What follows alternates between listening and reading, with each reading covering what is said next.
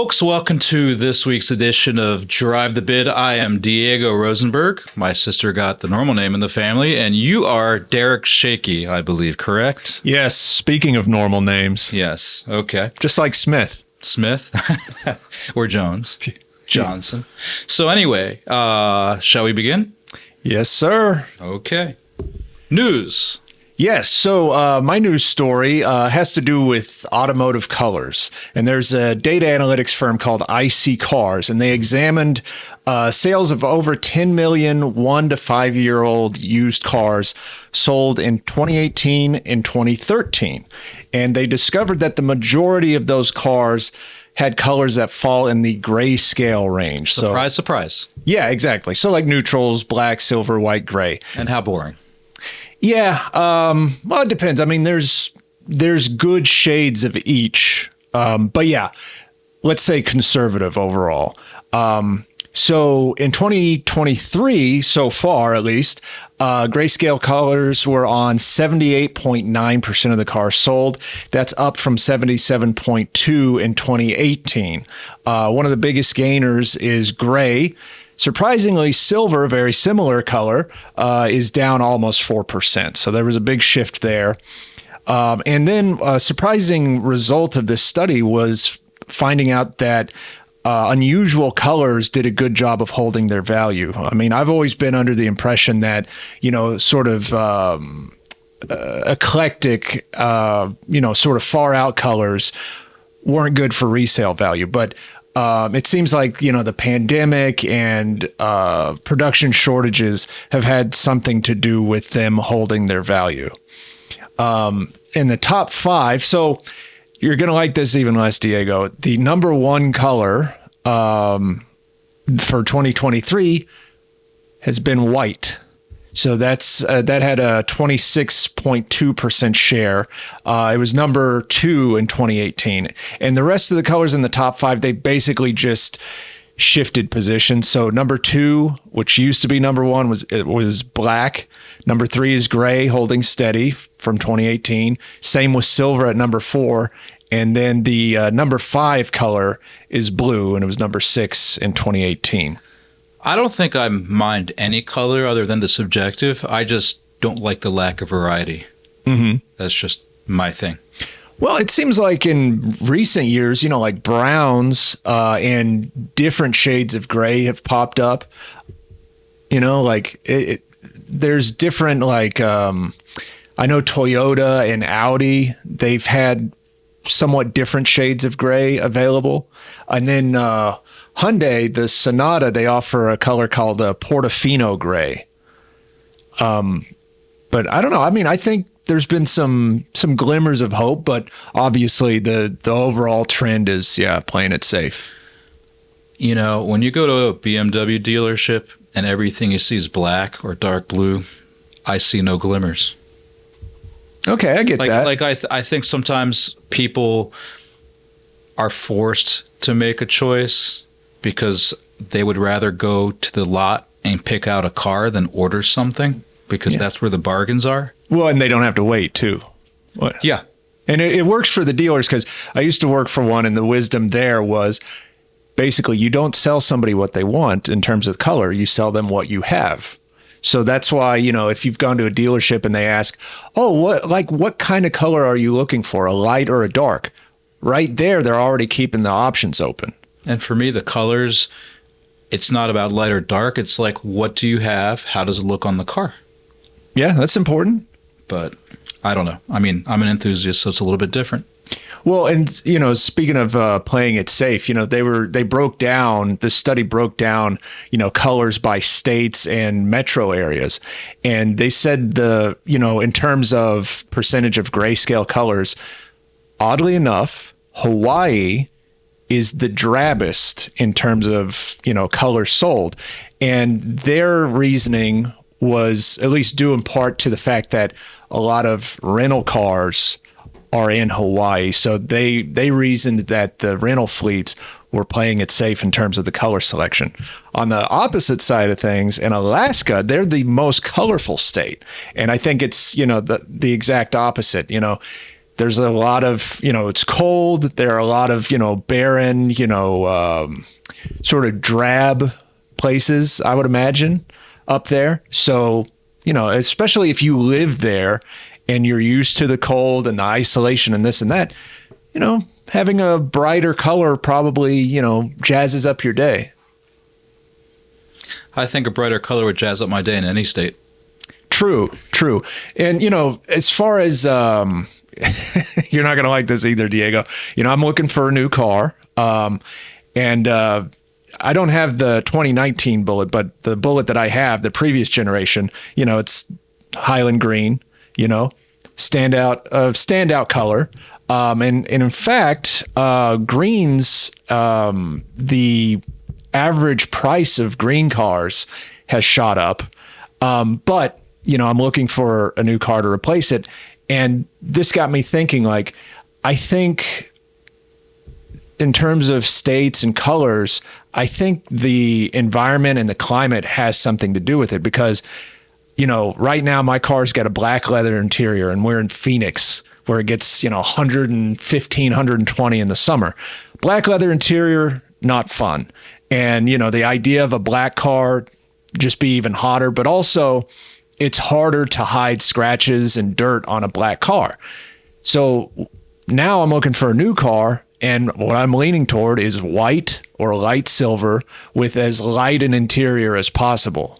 Just makes keeping it, clean looking, or at least appearing as if it doesn't have as many scratches as it does, easier. I will have to say, having owned a white car, I found it pretty difficult. Statistically, I don't know, but I would guess that white is probably second hardest to keep clean or deal with blemishes after black. I don't know. That's just like my perception from my experience, and it may be wrong. Yeah, I mean, that's the thing, because white, obviously, you get any sort of, road tar or dirt on it. It's a high contrast surface. But there's something about black getting dirty where it's, I don't know, to me, it's even more visible, oddly enough. I mean, black's definitely the toughest. But I like the cooler colors out there, don't get me wrong, but, the heat here has just got me really leaning toward something as light as possible.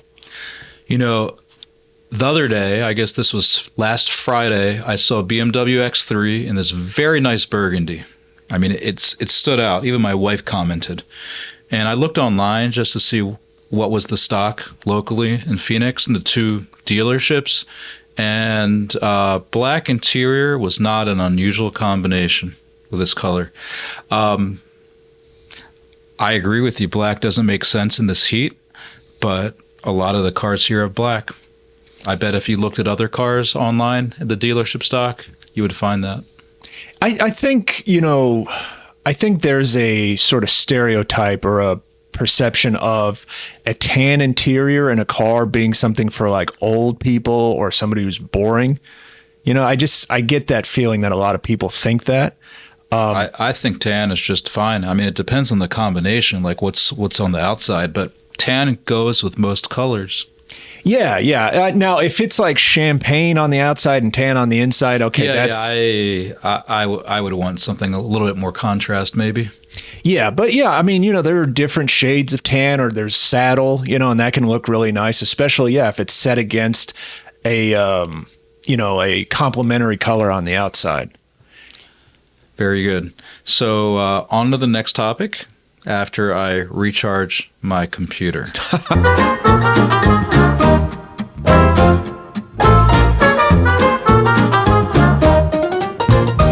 Sorry, folks, we had some technical difficulties, but we are going to continue. Thank you for your news story on colors, Derek. And my news story is this Ford Shelby F-150 Lariat 4x4 Centennial Edition truck. I think I got that right. Yeah. So I guess 2023 is the 100th anniversary of Carroll Shelby's birth in Texas, of course, just like you. And Shelby American has released a few Centennial Edition vehicles, and this is the last of them. And the F-150 Lariat 4x4 Super Crew. Actually, I think I forgot to say before. That has a 400 horsepower 5-liter V8, which is the Coyote. Maybe you are a little bit more versed on the Ford animals. Yeah. 5 liters, the modern 5 liters, the Coyote, but 400 sounds low. Well, let me tell you that. Let me tell you this. With the Shelby American car, the Centennial version, 400 horsepower is standard. You can get an 800 horsepower supercharged version of it. Otherwise, they add wheels, suspension, splitters, hood, interior. Badging, of course. Yeah, a lot of it.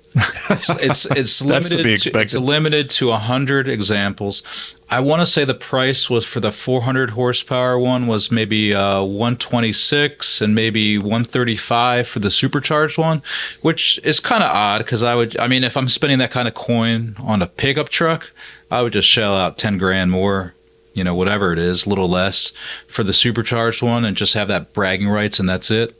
It's like, why bother getting the cheaper one? But whatever the case may be, it's available for order. That price, I believe, includes the donor car. And that may be a technical term that I'm not very familiar with, donor car, because it's like you can own it and then just submit it. It doesn't necessarily have to be new. Yeah. So that's fine. They just upfit it with the package. Exactly. And it's still, it's just as legit, still invoiced as such. There's a technical issue that I did not understand with the supercharged engine. I don't know. They didn't really say emissions, blah, blah, blah, but something like, I don't know. I didn't get it. It's not 50 state compliant? They didn't even mention anything about states. I don't know if it's just, I don't know. I just, I wrote a story about it on the ClassicCars.com journal, but I didn't include this. I didn't include this wording in the article, but it could be accessed through the Shelby American website, and any interested parties can read more about it and see whether it's compliant in their state. It maybe. I can't tell you. It was just like some kind of weird asterisk. Maybe it's worth looking up now. I don't know.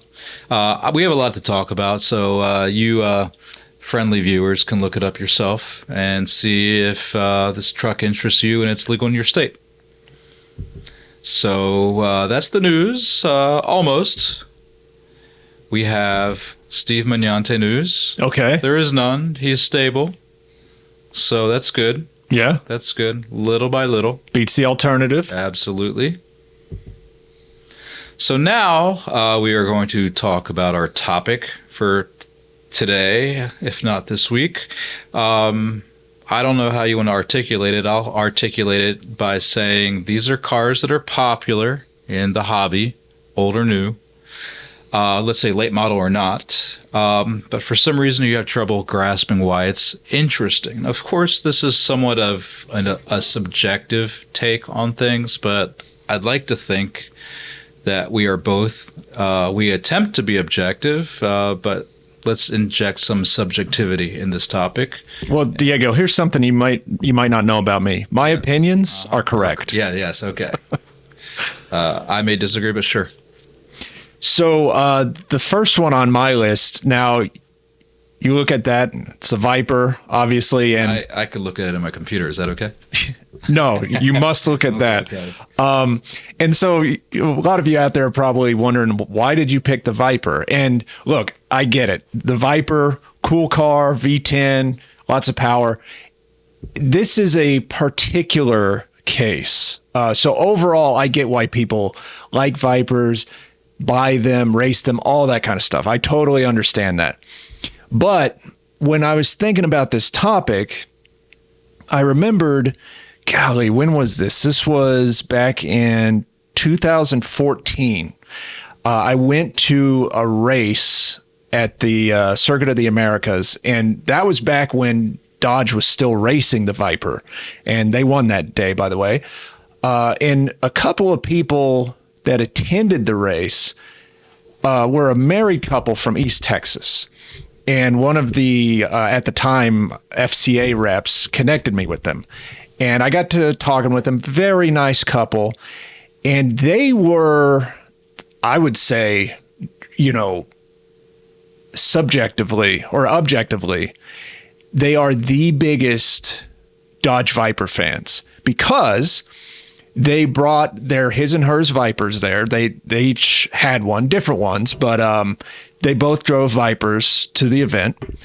And then as I was talking to them, they revealed that back at home, they had 74 more Vipers from all of the generations.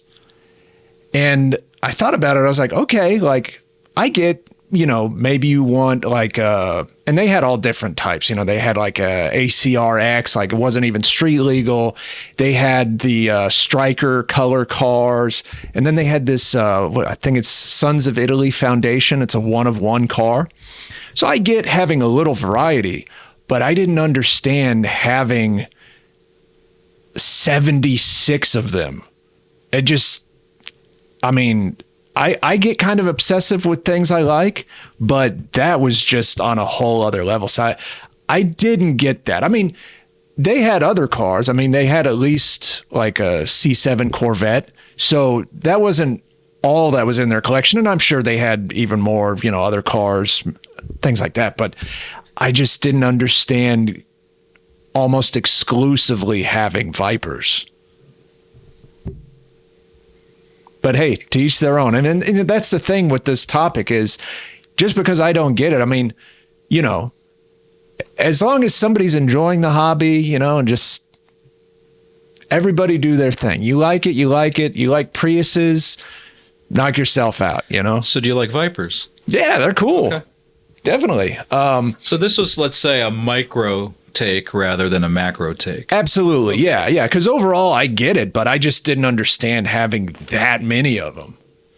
I think in some ways having that many cars, period, is a little bit questionable. And I'm not saying because of rich versus poor or anything like that. It's just it kind of boggles the mind. It just seems to be unmanageable. You got to hire someone to take care of them.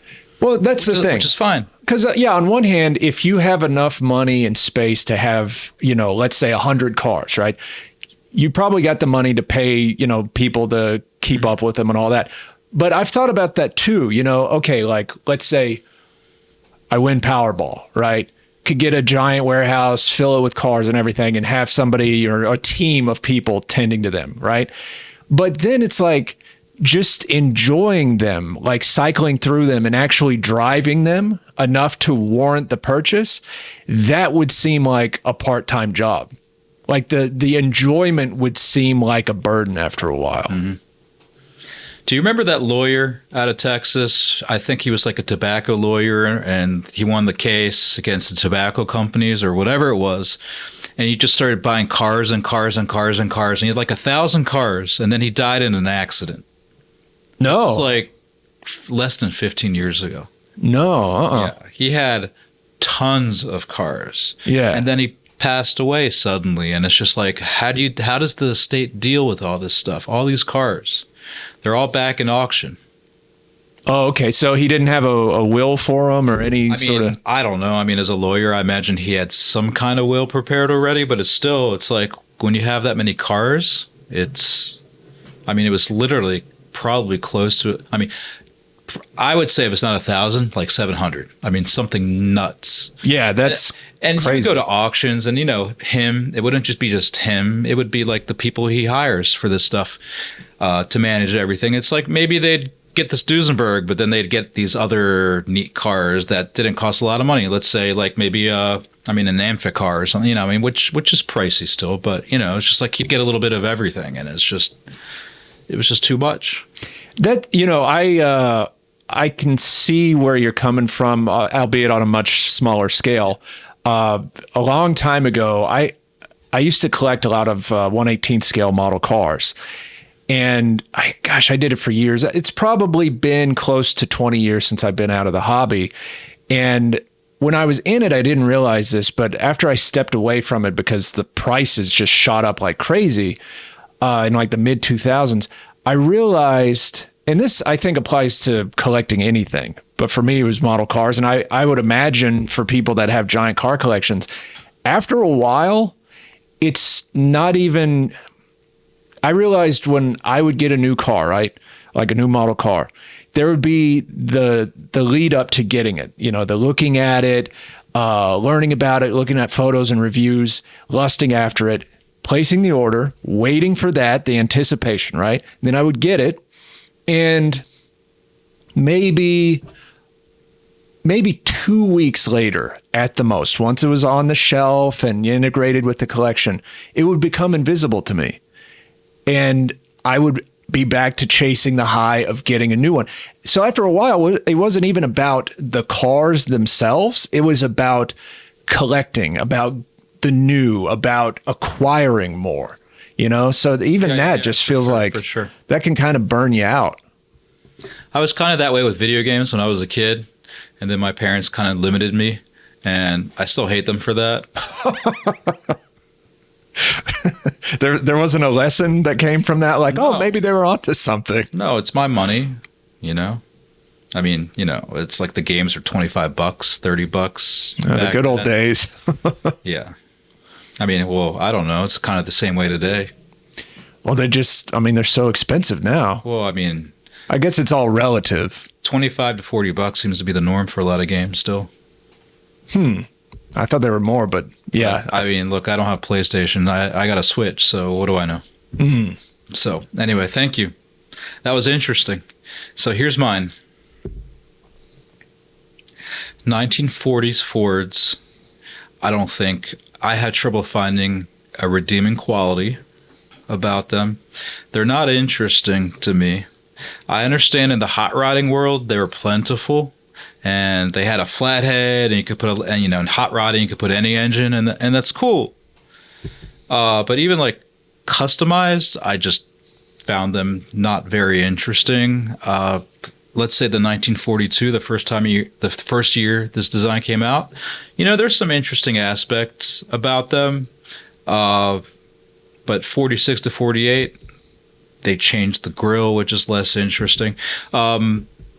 Greased Lightning, you know, the car from Greece, I guess that's cool. That's based on this vehicle, but I just never found anything interesting. Like, especially after 1940, with the 1940 Ford is gorgeous in comparison. But, you know, and in some ways, the trend of the fat fenders and all that with the 40s has a lot to do with it. I just find the Fords less attractive. You know, not until 1949 did Ford become interesting. Now, in comparison, the Chevrolet from the 40s, I actually think it's the same thing. I don't find these cars interesting at all. The styling is not interesting.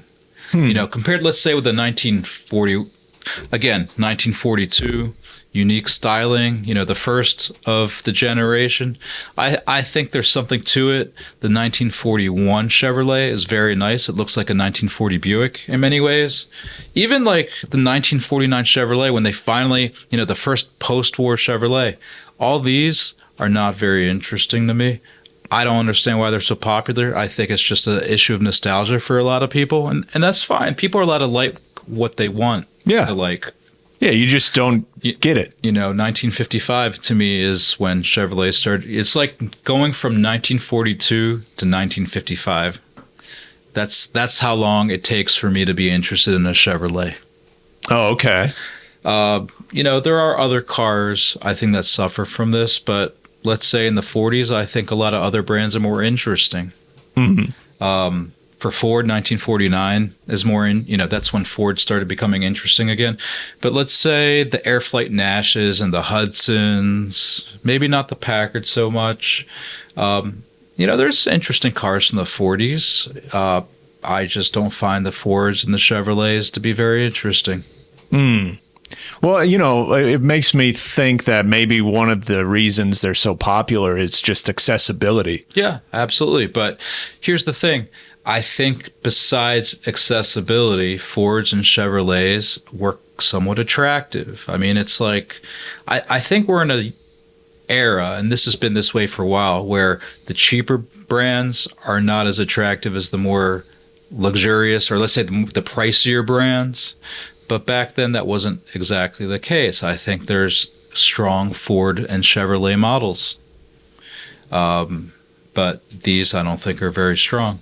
Now, of course, I intentionally left out, let's say, some of the fastback body styles or the business coupes are a little bit more interesting to me. But I just was never moved, and that's on me. Yeah, and there's nothing wrong with that. No, not at all. Now, I will say that green one, it's got similar styling.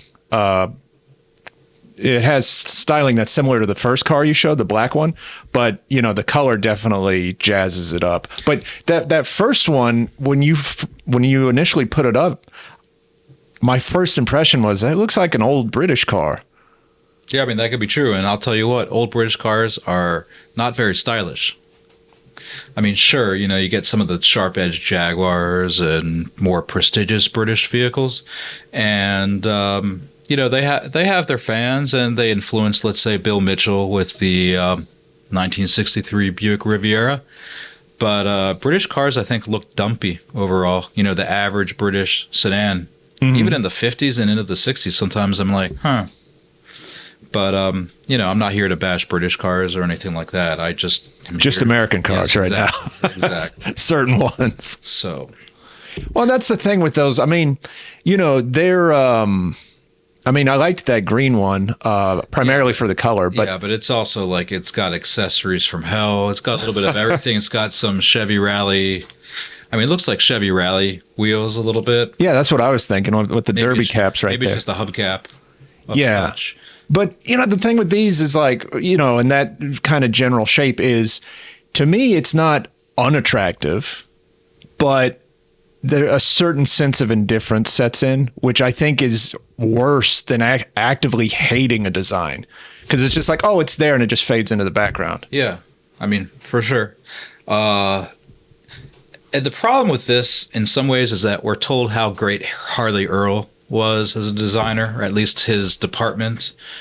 And that's fine, but you compare this with a 1949 Oldsmobile or Buick or Cadillac. I mean, sure, they're more prestigious makes, and maybe there was a little bit more design effort put into it in a certain way. Maybe the wheelbase makes things look a little better with the longer wheelbases of the other brands. But let's say that Harley Earl Halo has not carried over into the Chevrolet.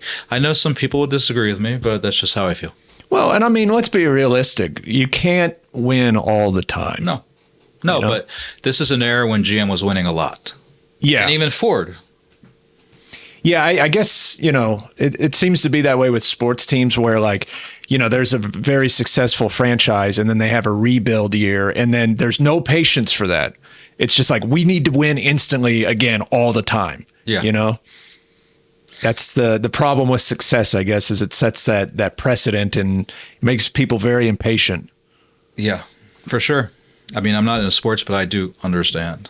I'm not either, but I've watched him enough and, gleaned enough to where that seems to be the mindset for certain fans. Fair enough. So here's another thing for you to hate. This one's on you. Again, that's one of the core parts of this is, you do you like what you like. I'm not, there seems to be a lot of, flame wars and animosity online. Like, of course there's the classic, Chevy versus Ford, blah, blah, blah. And, people just. Which is dumb. Yeah. To me, like, I understand liking what you like, but then, just blasting other people for liking something different. I don't understand it. Let's just all enjoy it. And this is one of those things. A lot of people like these. Go for it. I just don't get it. Like these radically customized big pickup trucks. I don't get it. I understand, like, I guess that's what it is. Like, I was growing up, my dad had a lot of cars, but he never modified them. So that was not something I was used to. And then, before I started here, I spent years testing media vehicles, press loaners. And of course, they're not your cars. You can't modify them. Like they come as they are, and that's it. So I think that had something to do with it. But, with pickup trucks, I understand like a lift, different tires, but this is just on a whole other level. I don't understand in terms of driving. Now, at SEMA, at shows, I get it, especially if you work for a company, you want to showcase what you're selling, what you can offer to consumers. So you kit these out. I totally get that. But it also begs the question, how do these things develop for them to be showcased? Maybe I'm not wording it the best way, but it's just like, there's definitely a lineage of how things develop to arrive at this. And, I'm not part of that subculture, so I don't know. It just looks a little ridiculous to me. And ridiculous is fine. There are things I like that are ridiculous. I mean, let's use an analogy. It's like you can have Beethoven and you can have the Ramones. And the Ramones is not anywhere near the complexity or many other things as Beethoven, but that doesn't mean that something lowbrow is not worthy. Yeah. I mean, you like what you like. Yeah. I mean, that's the thing. Like, our discussion of these things themselves, they're not curing cancer. I mean, it's all just hobby. It's all subjective, Well, and a little bit of ego, unfortunately. It's like my car doesn't speak for me, but I guess some people feel that their car or truck speaks for them, and that's their issue. I don't want to play that game, but I don't know. If this is your peacock, I'm gonna laugh. Yeah, I mean, and here, I've always, ever since I moved to Arizona, I feel like Arizona is kind of like, it's very similar to Texas. The weather's similar, but also, there's a lot of pickup trucks here. And, you see just mostly stock ones on the road, but every now and then, you see these sky high lifted, jacked up ones. And that's, I think my main issue with is it's not just the cosmetics for, personally driven modified trucks. It's the livability. It makes me wonder, like, first of all, gas is, ungodly expensive right now. And these trucks are already thirsty, right? But then you jack them up, you put these huge wheels and tires. I guess if you're in that space, money is not really an issue and fuel economy is not really an issue. But there's that part of it. And personally, I hate being shackled to a gas pump. But then it just makes me wonder, okay, well, getting in, ingress, egress, I guess you can get the powered deployable, running boards or steps, but ingress, egress makes me wonder about that. And then just seeing, like if you're at a crosswalk, pedestrians, other vehicles, curbs, things like that. I just imagine these cannot be easy to live with just in terms of maneuverability and everyday driving. I don't think that's a concern for the people that own these, though. But I had a point that I was going to say, and now that I have a moment of edgewise, I forgot what it was. But no, point taken. In the end, it's a big tent, and everyone's invited in the car hobby. Yeah, that's and I know you share the same opinion. So yeah, let's just enjoy what you enjoy. Exactly. Let's all get along. So, but yeah, it's just like these are head scratchers, as is this. I'm not anti-Japanese car or anything like that, but yeah, you have one. Yeah, for sure, for sale, and these are just used cars that are now being customized. Now, is this like, let's say when I was a kid, this is like the same thing as a kid buying a 4-door Cutlass and adding Kragers and jacking up the back and maybe adding shackles and other stuff? Maybe. I don't know. But I think sometimes these cars look somewhat ridiculous. Sometimes also the drivers are ridiculous. I know I was telling you the story of this clapped out racer looking Supra. The new Supra? Yeah, kind of like this, but not as ridiculous. The guy was driving like a D-bag in the shopping center and cutting through the parking spots and all that. And it was just like, He wanted to make sure you saw him. I know, and I don't care. I don't care, especially when it's not a cool car. Maybe it's cool to someone. It's cool to him, obviously. Put some money into it. And it makes no difference to me whether he did the work or not, or she. But I just don't understand these. And I'm going to drag this into the picture a little bit as well. This is kind of the same thing. It's a little bit different, but I just don't get it. It's fine. Fast and Furious is to blame a little bit. But I don't know. It's like, I'm not into stereos either. These things have big stereos in them. It's all a subculture. That's cool. I just don't get it. Yeah. I don't need to get everything. I understand it to a point. I just don't understand why someone, these people need to feel torque to understand that there's more out there. But they are shackled with this. And online culture also, I think, kind of engenders this kind of stuff. It's like, let's put the money into something more interesting. At least get a Civic Si or something like that. Well, and there's... Oh, sorry. What were you going to say? This is a Mitsubishi? I can't figure it out. Or is this old Sentra, maybe? Well, looking at their Honda wheels, but the rest of it, I assume... I'm thinking it's... Oh, maybe it's like a 92 Accord type of thing, and just it's unrecognizable. I'm thinking it's an Accord, the sedan version of this. Yeah, it's hard to get a complete bead on it, but I'm thinking from what seems to be stock, I think it's like a 90s Honda. It's certainly got Honda wheels. Here's the thing with these, let's say the more Fast and the Furious inspired builds. There's tiers to them because I understand the appeal at least 20 years ago because it's a cool movie, it's a subculture, and it was our that generation's version of like hot rods, right? It just happened to be with Japanese cars.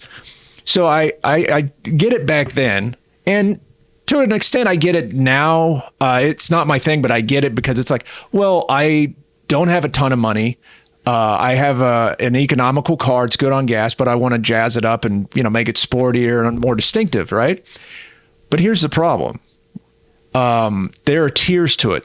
So if you're going to do it, let's say like, a Civic or whatever, and it's in great shape, the work is done well, it hasn't been in accidents, that is a lot better looking, even though I don't understand it. That is a lot better looking than one where it's like halfway through the transition, the car's already beat up, and then the stuff that's been added on, it's not complete. There's primer. There's like scrapes where you see like the fiberglass showing through. Like that looks like a work in progress, though. Well, yeah, there's works in progress, but then there's some where, they have the kit and everything, but the car is just rough and beat up and old, and it's like, okay, yeah, it's got a fart can exhaust on the back. It's got a wing. It's got the skirts and everything, but it just looks so clapped out. That's it. Doesn't help. It's a suburban clapped out Japanese car. Yeah. But, something like, let's say, a Corolla SR5 with the pop-up headlights from the 80s, something like that stock would have some appeal to me. Yeah, exactly. I agree. Be a cool car. Yeah. But taking things beyond, I don't know. And even with this, the Eleanor, I was never interested. Is there a connection between this and this? I have no idea. This is just the evolution of expensive hot roddery in the end. Did I just make up a word? I think so. Okay. Oh, speaking of which, I wanted your truck story. I wanted to say this. I believe I coined a word back in the day that is very applicable to modified trucks, especially, where I'm from, Texas. Yee-hawsome. With that, I'm going to move on. It hasn't caught on. Yeah. Okay. So now we are going to talk about your favorite AutoHunter cars for this week. All right. So This is a Mitsubishi. Just kidding. This is 60s vet. This is, I believe, This looks like a 64. Yeah, exactly. Yeah, I just had to refresh my memory. Yeah, 64 vet. So it's got the L75, 327, of course, 300 horsepower, 4-speed, good combo. And then I think this is Riverside Red. Yeah, Riverside Red, numbers matching engine. And then it's got power brakes. And this particular one comes with a matching removable hardtop and a cart for the hardtop. And according to the selling dealer, this has 84,000 miles on it, which is, not a big deal when it's a car this old, but it's kind of cool to know that. They report the mileage to be accurate. So just a, classic car, classic design, classic color, decent horsepower and some, numbers matching engine. That always helps. For me, I love C2s, but I'd want a higher horsepower version or one I could modify. And this one I wouldn't modify. Yeah, just keep it as is. It looks good. Yeah. I mean, it doesn't need anything. No, but that means it's just not for me. But it's for someone. I mean, this has everything you'd want except maybe more horsepower. I think 250 horsepower was standard in 64, so this was probably the first step up. And then I believe 365 horses. No, there was a 340 horse, maybe, and a 365 and a 370 fuel injection. I don't know. I'm starting to lose it with the Corvettes, at least for 64. Well, we were looking at one the other day. I think the Fuelie in 64 was 375 horse, and then the high output 327 was 365. Yeah, so same state of tune, just different type of fuel delivery. Yeah. But yeah, this is, this isn't obviously the most potent version, but I mean, 300 horsepower and looks like that. It's a good combo. And a 4-speed, of course. Yeah. You don't want the power glide. No. And the 3-speed, I mean, it's a stick, but. So yeah, very good. So here's a car that I'm going to talk about. 1969 Firebird in espresso brown, which I think is one of the better browns out there and looks stunning with the white top and interior, maybe parchment, so forgive me if I get the color name wrong. We don't know whether this is a Firebird 400 or it has had a 400 transplant. The owner says they have PHS. We just don't know yet, unless you have heard from our rep about that inquiry. I just think this is a very nice looking pony car. Yeah. Oh, absolutely. And with a 400, it's going to scoot. Owner says it has a 400 from a 68 GTO. I don't know what horsepower it was. Probably 350, most likely, which was the standard engine for the GTO and also for the Firebird 400. Although the Firebird 400, it was rated at 330 horsepower, but same engine. So I think this is a very good looking car.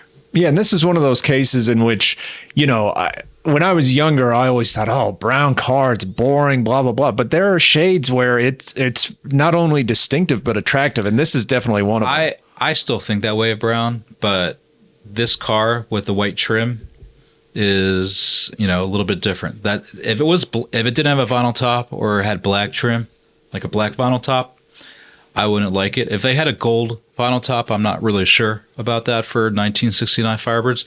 I think that would be a nice contrast as well. Yeah. Also, you could get leather interior in these cars. I think tan was the only color they had in leather. Don't quote me on that. And that would be very nice as well. Yeah, that's a good color combo because, that contrasting top, not only does it stand out by itself, but it draws more attention to the body. Yeah, absolutely. So next we have another AutoHunter car. This is your turn. Oh, okay. Yeah. So sticking with the red GM theme. So this is a 63 Impala Sport Coupe. And I'm typically not an old Impala guy. If any Impala, I typically lean toward the 90s Impala SSs, but this is a looker. I mean, it stands out because of the red, nice lines. It's a little slab-sided, which gives it presence, but it's got enough contours to make it, to keep it interesting. And then I'm always a sucker for rally wheels. Even if they're not correct for the car? No, I mean, but in this application, they work. I mean, there's something simplistic and at the same time, like muscular about those wheels. They just look fantastic on this. Under the hood, this has got a 350. It's a crate engine, and it's paired with, in this case, a Power Glide. And then, behind those rally wheels, power brakes. So here's my thing with the rally wheels. I don't like rally wheels except for the 67s. The 67s have a different center cap. It's a shallow center cap. The 68 and beyond have this like big cone of a center cap. I don't like it. 67s, I much prefer. You have to look at the brochure online for a 67 to see. I just personally think it looks a lot better.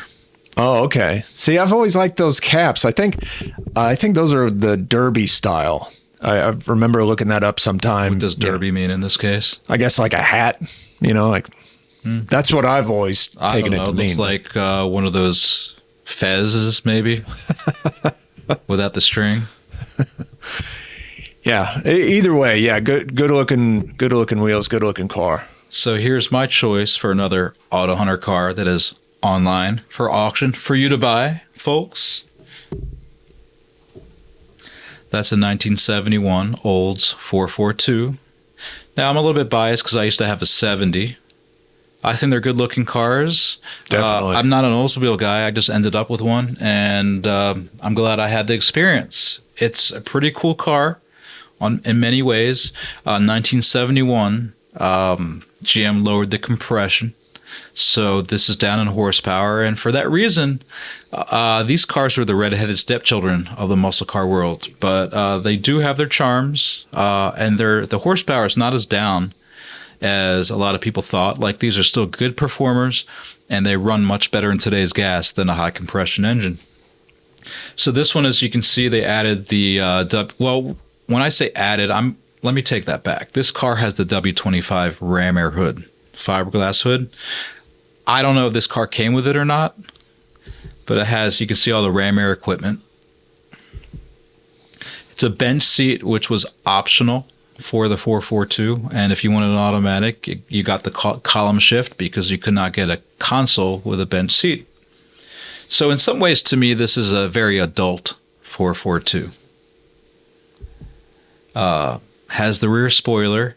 For me, I would rather not have the vinyl top, especially with a rear spoiler. I think it makes it look a little bit more stubby, but that's just me. But very cool color, Nordic blue, which you don't often see. You see more often Viking blue, which is the regular medium blue. Even though this kind of looks medium, it's really a light blue. Very nice looking car, super stock 3 wheels. As we discussed earlier, super stock 2 and super stock 3 wheels look the same, except the color, body colored, it makes it a 3. So I think this is a nice car. It presents well. Oh, absolutely. It's going to find a happy buyer. Yeah, and it definitely sticks out. I mean, a distinctive color, but then, yeah, you have the white top, makes it even more noticeable. And I think the white top looks better than a black top, but that's just me. I agree. Yeah. And, with the spoiler, it's kind of a mix of things because the white top makes me think less sporty, but the spoiler makes me think sporty. So it's this kind of a mashup. I will tell you that statistically, vinyl tops are very popular. Probably at least half the cars had them back then. And I say probably, I'm just talking out of my butt. I really don't know, but vinyl tops are very popular. So it's not unusual to see. I understand that you think it's not, let's say, it does not lend itself to a performance look, but in the end, you have a lot of performance cars that had it. So I myself prefer vinyl tops on, let's say, a 3-box car with a squarish roofline, something that's a fastback or semi-fastback like this. I don't think it's as good looking. Well, that being said, Dustin, you might want to disinfect Diego's microphone after this. So that being said, that is the end of our podcast. Thank you very much, Derek, for all your thoughts and ruminations, and thank you folks for watching. Be sure to press the like on your YouTube so you can catch up with other previous podcasts of Drive the Bid as well as future ones. So thank you very much.